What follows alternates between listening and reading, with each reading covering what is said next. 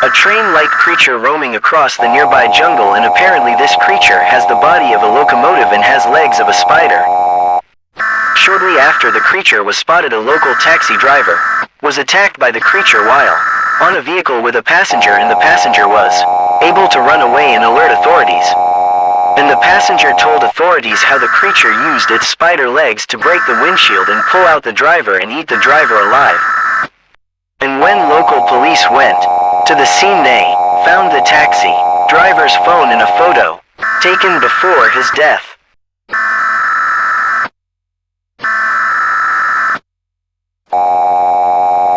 You can tell this creature is not natural and is dangerous.